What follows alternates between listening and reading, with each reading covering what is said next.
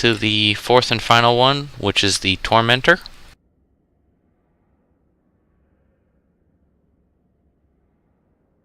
This guy kind of goes along the same basis of the executioner, except for this guy's got a bit more hit points behind him, which is surprising because most people don't expect this to have much hit points, because this ship used to be a mining ship and it's still kind of an unknown factor, which is one reason that I've started playing with it, is because people don't expect you to show up in an old mining ship and come kick their butts. They're expecting this thing to come in and be a little leaf and that they can just blow away like it's nothing. What this guy usually does is it's got 2 drones, and it's got itself its 3 lasers, and the way I have it set up, it's got a nice little buffer tank on it. And it doesn't have that much overall damage or that much hit points, but together it's a nice blend. And because people don't expect it, you're more often to get in that fight that most people would usually run away from. Where if I showed up in a Rifter to fight them in their Incursus or in their Atron, they'll see this and they'll laugh at it. And then when you start to kick their...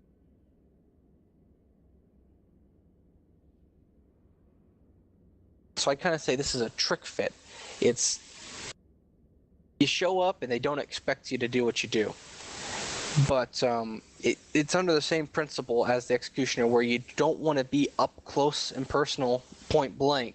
You want to be close, but you won't want to be that close. So you try to pull range a bit and fire back upon the enemy so your lasers can get their max damage. But because you also have the drones on this boat, it doesn't really matter if they want to be up close, because if they want to be up close and they're in another laser boat, or they're in a boat where they can't apply their damage point blank, but you can because you have your drones, you want to take that advantage.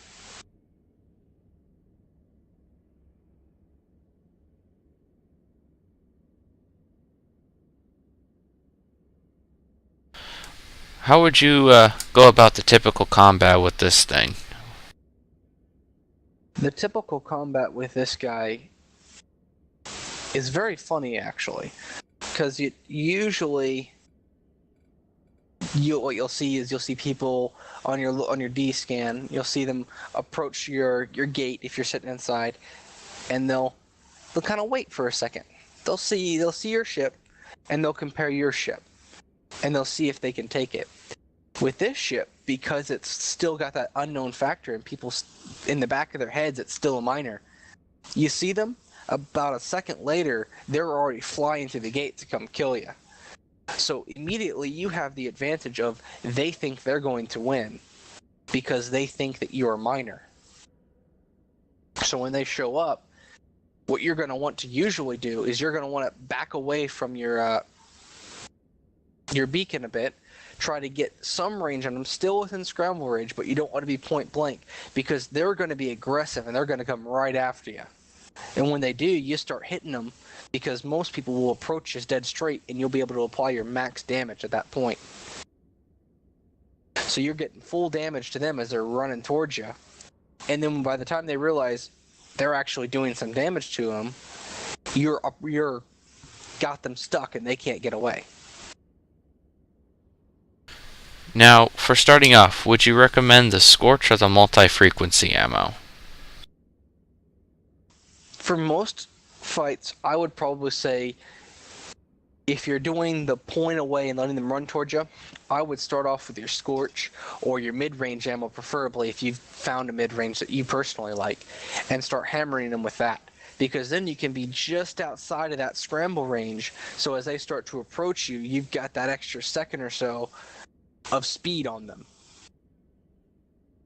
And then as they cross that threshold, you quickly stop, switch over, and you switch over to your multi-frequency and start pounding on them with that.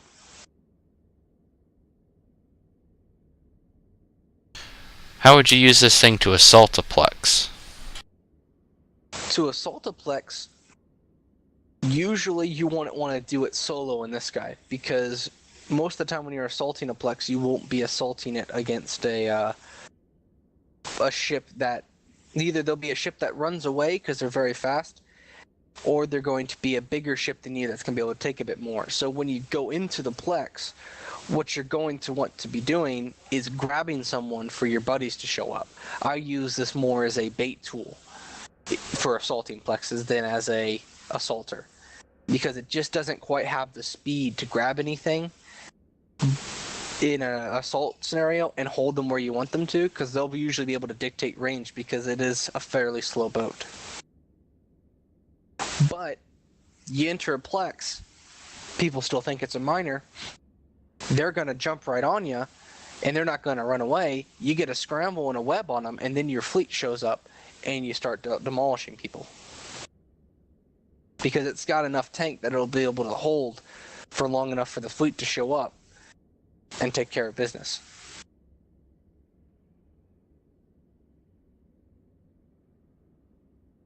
How would you integrate the drones into the combat here? The drones, I prefer the hobgoblins for this guy, simply because with your web, you're going to be able to apply damage with your drones fairly easily. But what I usually would do with the drones is I would wait until they're on grid to launch the drones. So as they're landing in your point range, you're launching those drones, because you don't want them to know what you have until the last second.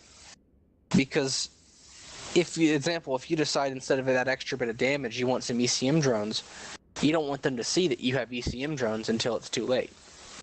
And they can certainly turn a tide. I don't think 2 of them is that big of a threat to myself, but I've been scrambled by a single drone before. I mean, that's all guesswork if it's ECM.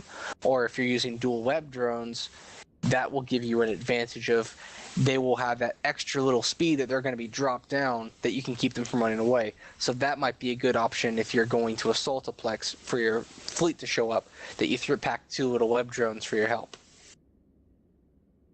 But for your drones, for the most part, you're going to want to keep them hidden until the point where the enemy is already going to be forced to either engage you, or they're already to the point where they decided they don't want to fight you and they have to run away.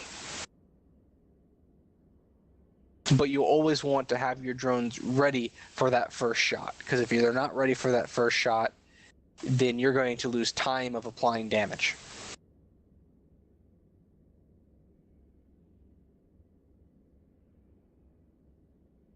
Now, this is the first one that we've seen here that you have, or you actually have a resistance module on the ship itself. What's your decision of why you went with the adaptive nanoplating? Well, with this guy, you had the extra low slot, which most of the other ships didn't have an extra low slot. They are all being used for something or another. But instead of going with tracking speed or another heatsink, I didn't have the CPU for. So I had a very limited amount of CPU. So I went with this guy, which gives you which doesn't take any CPU. Or I could have went with a nanofiber, but I chose this because it gave me about an extra 700 effective hit points, which doesn't sound like a whole lot, but when ships are only applying 200 damage at a high end at a time, that's a couple seconds of life. And I can't tell you how many times you've been in a fight and you get out or you kill the enemy with just a few inches of structure left. So any little bit that you have is helpful.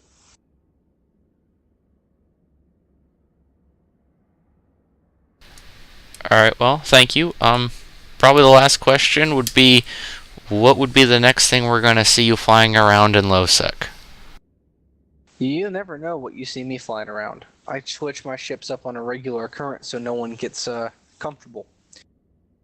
If you see me within the week, you'll probably see me flying around in a Dragoon, a Blaster Catalyst, and you'll probably see me flying around this Rifter I just showed you guys, because it's been about a month since I've flown this Rifter into combat, so I can probably get away with it going out there again and getting a couple sneaky kills on people who are expecting the standard active Rifter, or not expecting me in a Rifter because I've been flying around